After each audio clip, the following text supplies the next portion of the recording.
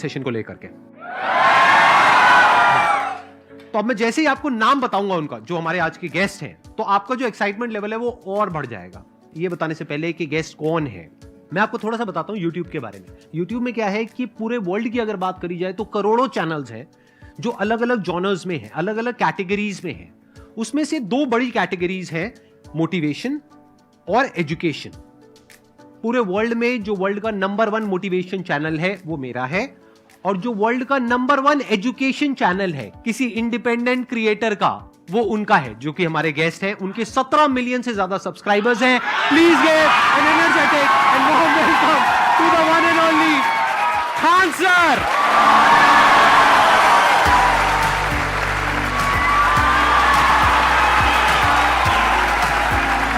क्या हाल चाल जी, कैसे हैं आप?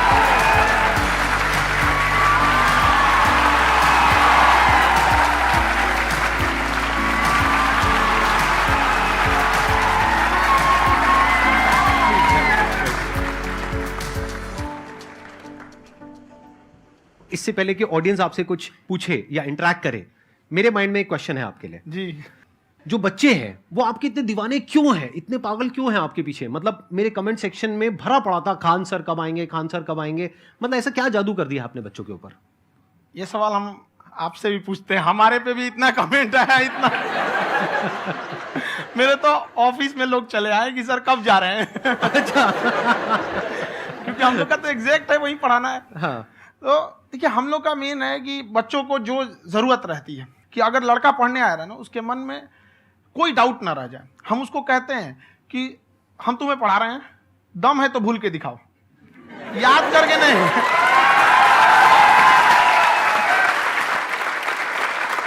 प्लस आप जिस प्राइस पॉइंट पे पढ़ा रहे हैं, आई थिंक वो सबसे कम है, वो बहुत ही कम है। सर ये जो फीस का कल्चर है, ये हमारा इंडियन कल्चर नहीं है। हमारा इंडियन कल्चर गुरु दक्षिणा है, उस हिसाब से वो सही है। ऑक्सीजन जैसे जिंदगी के लिए जरूरी है, वैसे एजुकेशन जरूरी है। कोई ये नहीं कह सकता है कि पैसे की वजह से वो खान सर के यहां से लौट गया। क्या बात है।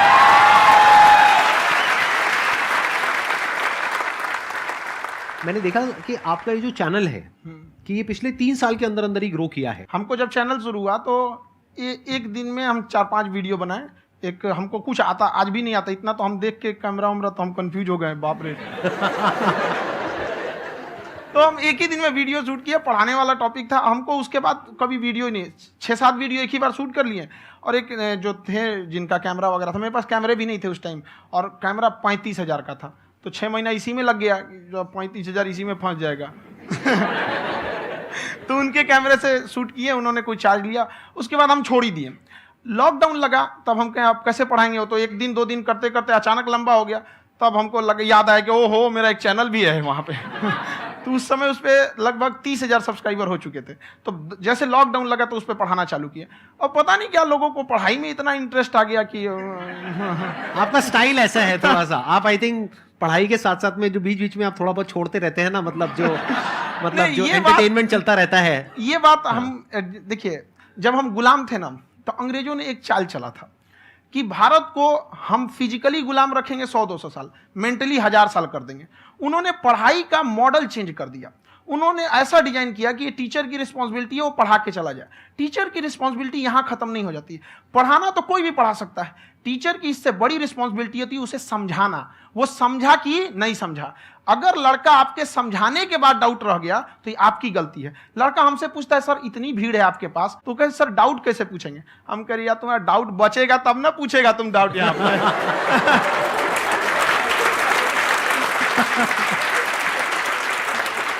कॉन्फिडेंस नेक्स्ट लेवल है खान सर का, मानना पड़ेगा। और शायद यही वजह है इनकी जो ग्रोथ है उसका। किसी ने शायद सपने में भी नहीं सोचा होगा कि पिछले 2 साल के अंदर अंदर जो आपके चैनल की ग्रोथ हुई है, जैसे आप खुद ही बता रहे हैं कि लॉकडाउन के टाइम पे आपके 30,000 के करीब सब्सक्राइबर्स थे, आज की डेट में 17 मिलियन है। और मेरा एक क्वेश्चन और है, इससे पहले कि ऑडियंस में से आपसे कोई क्वेश्चन पूछे, कि कई बार आप ऐसे भी टॉपिक्स टच करते हैं जो थोड़े से कंट्रोवर्शियल हैं या थोड़े से सेंसिटिव हैं, जिसके ऊपर बात करने की हिम्मत आई थिंक बहुत ही कम लोगों में है। तो आपको कभी ये नहीं लगता है कि कहीं ज्यादा तो नहीं हो रहा है, इसको थोड़ा रोक देते हैं, थोड़ा कम कर देते हैं? क्योंकि कोई लाइन ही नहीं है वैसे तो बोलने को, तो आप कुछ भी बोल दो, कितना भी बोल दो। हुई है कंट्रोवर्सी बहुत बार। एक्चुअली बचपन से हमको फौज में जाना था, और फौज वालों के लिए ये सब मायने नहीं रखता। उसको करना है मतलब करना है, तुम सामने कुछ भी रहो, डजंट मैटर।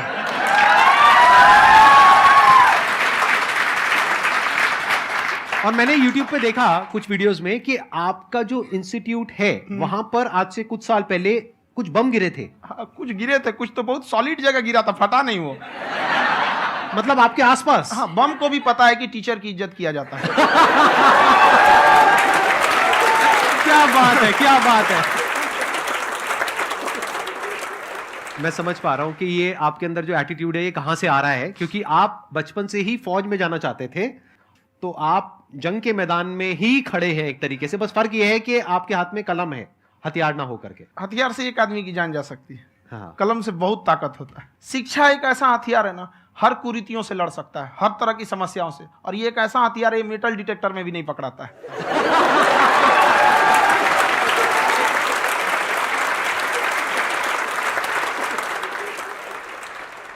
मेरा क्वेश्चन ये है कि अभी प्राइवेट ऑर्गेनाइजेशंस में पीटने का, पनिशमेंट का ये सिस्टम जो है खत्म हो गया है। हम आपके वीडियो में देखे हैं सर कि आप एक बड़ा सा रोल रखे रहते हैं, पुलिस है ना? वाला लाठी है वो, पुलिस वाला लाठी है, और स्टेज पे बुला के बच्चों को उसी से धुनाई शुरू कर देते हैं मस्त एकदम से, है ना? तो सर मतलब कि बच्चे मतलब कि डरते नहीं हैं आपसे, और इस तरीके से कैसे कनेक्टेड हैं आपसे, है ना? और एक और क्वेश्चन सर, यूपीएससी का जो आप अपना बैच स्टार्ट करने वाले हैं, ठीक है, उसके बारे में बताइए सर, क्योंकि मुझे मतलब कुछ इशू करना है सर, ठीक है? और संदीप सर को देख लिए, मेरा तो वैसे ही हो जाना है।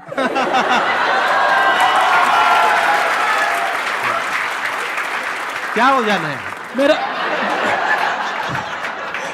पूरा कंप्लीट करो।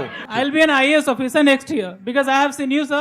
My day is like complete, sir. All the best. Thank you so much, sir. Thank you. पूरा बोला करो। हाँ। Thank you. देखिए, लड़कों को जहां तक पीटने की बात है, जब पढ़ाने की बात आएगी तो उसको हम पूरे बेहतरीन ढंग से पढ़ाएंगे। लेकिन जब सजा देने की बात आएगी ना, तो वो भी बेहतरीन ढंग से होगा। ऐसा थोड़ी होगा कि बस एक ही चीज बेहतरीन ढंग से होगा। और डर का होना बहुत जरूरी है। ये डर भी अपने आप में एक मोटिवेशन है, क्योंकि जब आपके अंदर एक थोड़ा सा डर रहे ना, तो डर के भागिए मत। एक ऐसा डर जिसको आप लगे कि नहीं नहीं थोड़ा सा और करने की जरूरत है, फिर तो ये हम इसको क्रॉस कर जाएंगे यहाँ पर। तो लड़कों के अंदर ये डर बनाना भी जरूरी रहता है। और रही बात यूपीएससी वाले की, जो आपने बोला, बहुत सारे लड़के वेट कर रहे हैं यूपीएससी की, क्योंकि 2-2.5 लाख फीस सारे लोग एफोर्ड नहीं कर सकते। और हमारा वही रहता है, हम तो ज्यादातर हमारे स्टूडेंट देखेंगे तो किसी के रिक्शा वाला, सब्जी वाला, यही लोग, इनको तो 2.5 लाख रुपया, इनके पास पूरी संपत्ति नहीं होती है, फीस कहाँ से भरेंगे वहां पे, उसके बाद रहेंगे कहाँ से? तो ऑल ओवर इंडिया से, कश्मीर से कन्याकुमारी तक, गरीब से गरीब भी लड़का उसको पढ़ सकता है।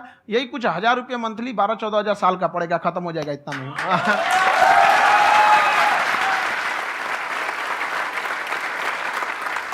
ये जो डंडे वाली बात इन्होंने कही, ये सच है? मतलब आप सच में एक डंडा रखते हो? पुलिस का ही है वो।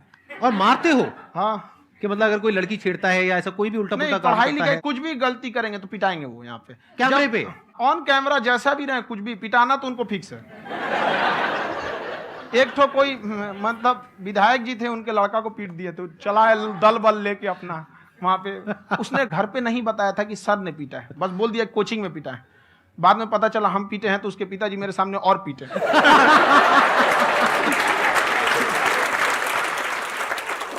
सर आपका सबसे बड़ा डर क्या है, आप दोनों का? फौजी को डरे नहीं लगता है, बाकी अफसर से पूछिए। आज के सेशन से पहले कोई डर नहीं था, लेकिन अब मुझे इनकी डंडे वाली कहानियां सुन करके डर लग रहा है कि कहीं मैंने गलती से कुछ बोल दिया अरे ऐसा और नहीं, इन्होंने कहीं पीछे कुछ रखा हुआ है, और यहीं आ करके अगर इन्होंने मेरी पिटाई कर दी तो बहुत बुरा हो जाएगा। तो इसलिए हमको थोड़ा डर लग रहा है।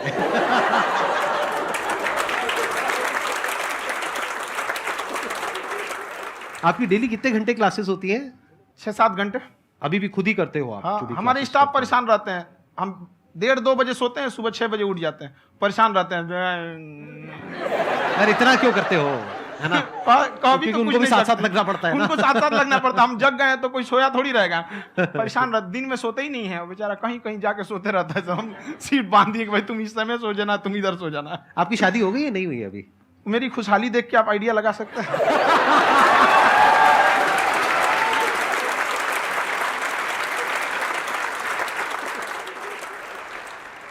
First of all I would like to say sir thank you so much to you and to your team कि आपने मुझे यहाँ आने का मौका दिया। एंड सर अब तक मैंने आपको सिर्फ फ़ोन या लैपटॉप में ही देखा है दोनों को, आज फर्स्ट टाइम लाइव देख रही हूँ तो बहुत अच्छा लग रहा है।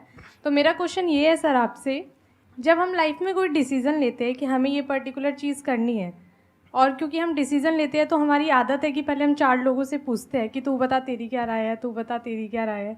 तो उनमें से अगर कोई हमें कह देता है कि ये बेकार डिसीज़न है मत कर, तो हमारा माइंड कहीं ना कहीं डाइवर्ट होने लगता है और उसकी वजह से हम अपना डिसीज़न चेंज कर देते हैं।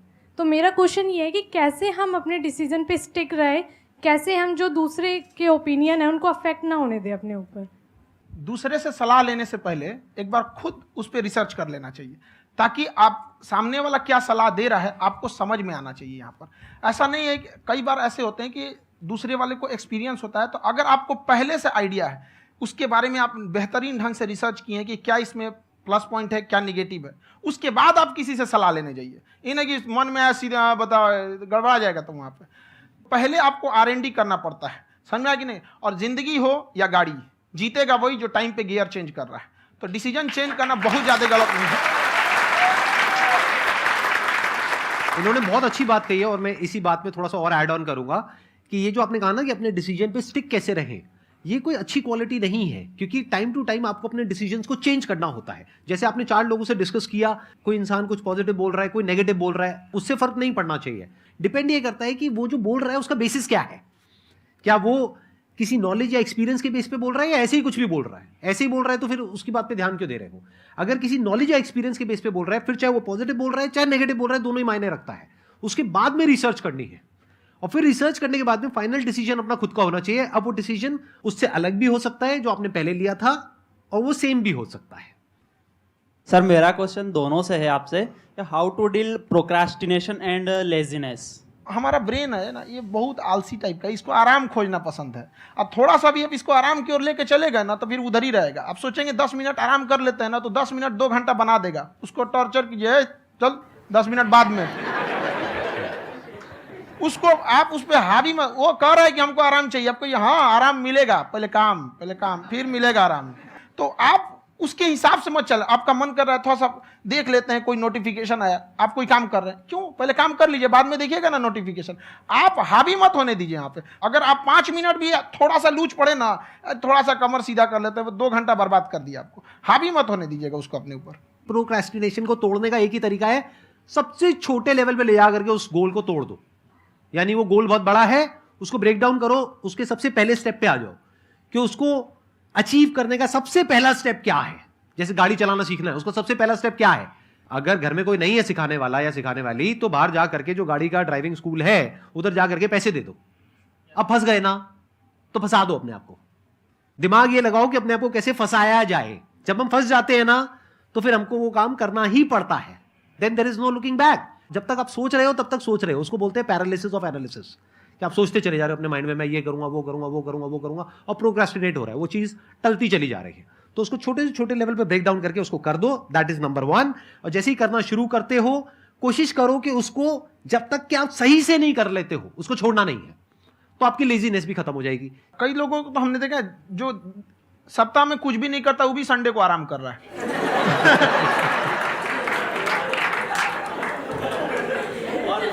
वैसे कहा भी जाता है कि अगर कोई काम आपको करवाना है ना तो ऐसे किसी इंसान को दो जो बिजी है। हाँ। ऐसे आदमी को मत दो जो खाली है। ये परफेक्ट एग्जाम।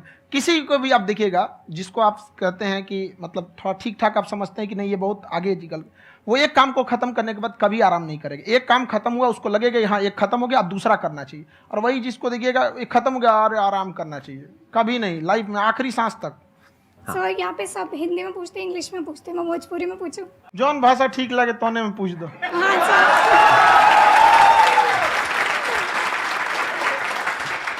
सर ये पूछे के चाहते नहीं कि जैसे हमने के पढ़ाई करी नहीं सर, तो कभी कभी डेली टारगेट्स जो होला वो कंप्लीट ना होला।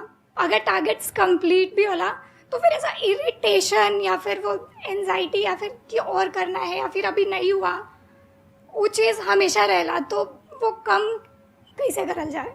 देखिए टारगेट्स को ना हम लोग को एक अपने हिसाब से पहले फिट करना चाहिए। ऐसा नहीं कि दूसरे किसी इंसान को देख के हम टारगेट फिट कर ले। कोई लड़का 8 घंटा पढ़ रहा है, कोई पहली बार अभी पढ़ना ही चालू किया, उसको देख के 8 घंटा पढ़ेगा तो पढ़ाइए छोड़ देगा। तो आप अपनी क्षमता के हिसाब से देखिए कि आप कितना पढ़ सकते हैं। अगर आपने एक घंटे को बना लिया कि हम 1 घंटा पढ़ सकते हैं, अगले 1 हफ्ते तक उसको सस्टेन रखिए। जिम में कैसे करते हैं लोग, पहले दिन उठा लीजिएगा 1 कुंटल तो हार्ट अटैक हो जाएगा। तो वो धीरे धीरे टारगेट सेट कीजिए और अपनी क्षमता को भी देखिए। हर इंसान की क्षमता अलग है। कंगारू को देख के हाथी छलांग मारेगा, पैर तोड़ के बैठ जाएगा।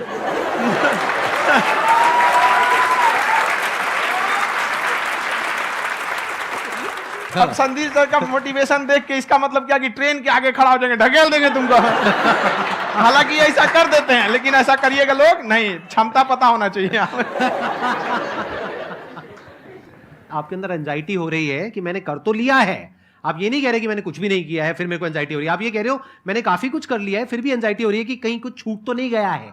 तो बेसिकली आपको ये देखना है कि अगर आपके अंदर ये एंजाइटी हो रही है, that means you are a very good student. आप एक अच्छे स्टूडेंट हो। क्यों? क्योंकि बहुत सारे स्टूडेंट्स तो ऐसे हैं उनको पढ़ने के नाम से एंजाइटी होती है। तो आपको एंजाइटी हो रही है कि मैंने पढ़ लिया, दिन में मानो 8 घंटे का आपने टारगेट सेट किया और 6 घंटे पढ़ लिया, या मान लो 8 घंटे भी पढ़ लिया, फिर भी एंजाइटी हो रही है कि मैंने 10 घंटे नहीं पढ़ा।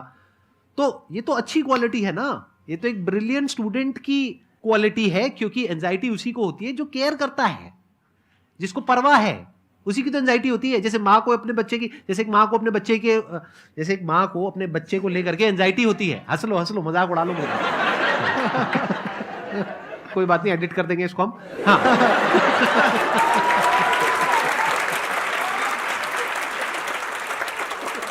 जैसे एक माँ है, उसको अपने बच्चे को लेकर के एंजाइटी होती है, थोड़ी सी भी तबीयत खराब हो जाए उसको एंजाइटी होती है, चाहे बच्चा ठीक भी है, डॉक्टर को नहीं होती है।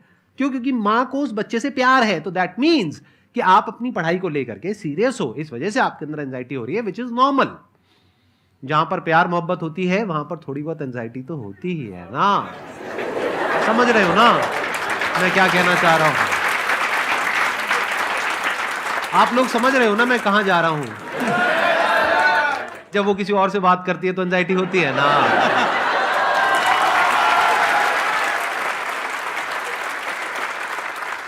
सर आपकी स्टोरी हमने सुनी थी, तो एक टाइम आया था जब आप गंगा किनारे जाके बैठ गए थे। उस समय आपको कुछ समझ नहीं आ रहा था, तो उस समय मतलब आपने ये डिसीजन कैसे लिया कि अब आगे नहीं, यहाँ से वापस जाना है? रास्ता ही नहीं था। घर जाने के लिए एटलीस्ट 90 रुपए चाहिए थे, जेब में 40 रुपए थे। कैसे घर जाते हैं? और हम गंगा के किनारे चुपचाप बैठे बैठे हम कहें कि अब बहुत टेंशन हो गया, अब घर जाना चाहिए। रूम पे तो किराए के रूम पे ही आदमी सारे लोग रहते।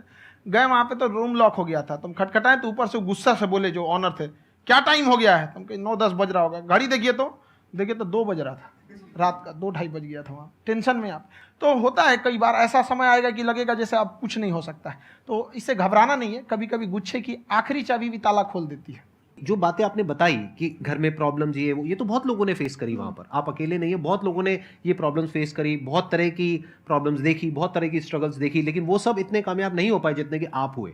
तो आपके अंदर ऐसा कुछ ना कुछ है जो औरों के अंदर नहीं है। तो वो मैं जानना चाह रहा हूं कि वो ऐसा क्या था जहां से कि आपका दिमाग यहां तक सोच पा रहा है कि मैं पूरे इंडिया में इतने बड़े लेवल का चेंज लेकर के आ सकता हूं, एजुकेशन फील्ड में रेवोल्यूशन लेकर के आ सकता हूं। ये सोचना ही बहुत लोगों के बस का नहीं है। मेरी एक खुद की थिंकिंग, अगर हमको कोई 100 रुपए किसी काम के लिए दिया, हम सबसे यही कहते हैं, तो हम कोशिश करते हैं उसे 200 का रिटर्न दे। अगर कोई हमसे 200 रुपया फीस दे रहा है, 250 दे रहा है, तो हम उसको ये कोशिश करते हैं कि तुम्हें ऐसा लगे कि नहीं भैया हमने 10-20 हज़ार का पढ़ लिया यहाँ पर। वो ईमानदारी से कभी कमी नहीं। और हमेशा अगर हम प्रॉमिस X का करते हैं तो डिलीवर 4X करना चाहते हैं। ध्यान से सुनना और ध्यान से समझना इस फर्क को। अगर आप समझ पाए तो बहुत आगे जाओगे लाइफ में। एक वो होते हैं जो ये सोचते हैं कि हमें सब कुछ मिल जाए, हमें कुछ भी करना ना पड़े। दूसरी कैटेगरी होती है लोगों की जिनको जितना मिलता है उसमें भी चोरी चकारी करते हैं या कोशिश करते हैं कि उससे कम दे सामने वाले को जितना कि हमें मिल रहा है। तीसरी कैटेगरी होती है लोगों की जो इनके जैसे लोग होते हैं। वो क्या करते हैं? वो ये सोचते हैं कि अगर मैंने किसी से 1 रुपए भी लिया, देखा जाए तो 200-250 रुपए कुछ भी नहीं होता है, 200-250 रुपए अगर मैंने लिया तो कैसे उसको 400 रुपए की वैल्यू दूं। ये जो थिंकिंग है ना, यही एक फर्क होता है एक ऐसे इंसान में जो बहुत आगे निकल जाता है और उस इंसान में जो मीडियोकर रह जाता है। आप अपने आप को अपने आप के ऊपर समय दीजिए, उसको डेवलप कीजिए। जब आप अपने आप के ऊपर खर्च करते हैं तो आने वाले समय में लोग गूगल पे आपको सर्च करते हैं। क्या बात है सर, ये आपने अभी बनाया है या ये कोई पुराना आपका वो है? बनते रहता है इसे, फ्लो में बन जाता है। आपके अंदर ना सर एक कवि छुपा हुआ है कहीं ना कहीं जो बाहर आना चाहता है। कभी ना कभी आपने सोचा होगा कुछ? कभी कभी देखिए, एक चीज है, संगत का बहुत अच्छा असर पड़ता है। ये चीज को हमेशा, संगति का मतलब लोग हल्के में ले लेते हैं। संगति का मतलब होता है संग संग गति। तो अच्छे लोग के साथ रहेंगे तो संग संग अच्छी गति होती जाएगी, खराब में रहेंगे तो ये भी होता है। बट अपने आप को थोड़ा सोचना चाहिए कि हम केवल जी के मर जाएं इसके लिए नहीं आए हैं। लोग कहते हैं कि सर नाम क्यों नहीं बताते अपना। हमारी एक ही सोच है कि जाने के बाद इस दुनिया से हमको मतलब एक चीज देना चाहते हैं स्टूडेंट्स को, कि वो याद करें कि इस पैसे की भाग दौड़ की दुनिया में हर कोई दोनों हाथ से लूटने में लगा है, खाली हाथ जाने के लिए ये सबको लगा है। तो हर कोई को ये सोचना चाहिए कि था कोई इंसान जो इतने कम फीस में इतनी शिक्षा जो महंगी थी, जो कमाने का रास्ता था, उसको भी एकदम कंपटीशन इतना कर दिया कि अब लोगों को अपनी फीस बढ़ाने में डर लगता है कि अरे यार, लड़का कमेंट करता है कि खान सर इतना ले रहे हैं, आप बहुत बड़ा टीचर हो गए।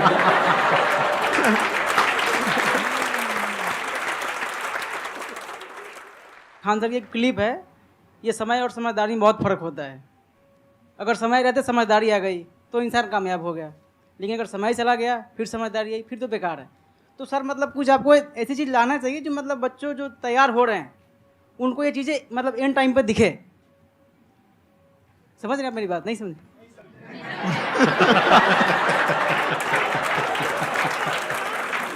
यही होता है सर, सर का मोटिवेशन ज्यादा हो जाता है। जब आप स्ट्रगलिंग फेज में हैं तो कम से कम चीजों को अपने ऊपर खर्च कीजिए, ज्यादा से ज्यादा सीखने में खर्च कीजिए। अगर आपको राजा बनने का शौक है तो गुलाम की तरह मेहनत करना सीखिए, तब राजा बनेंगे।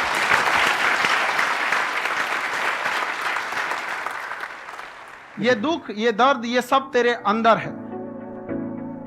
तू अपने बनाए इस पिजड़े से बाहर निकल के देख, तू अपने आप में एक सिकंदर है।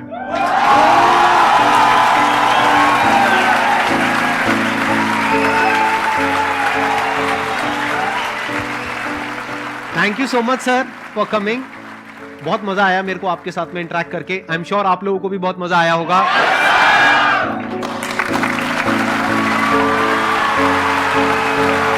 Thank you so much ji, thank you.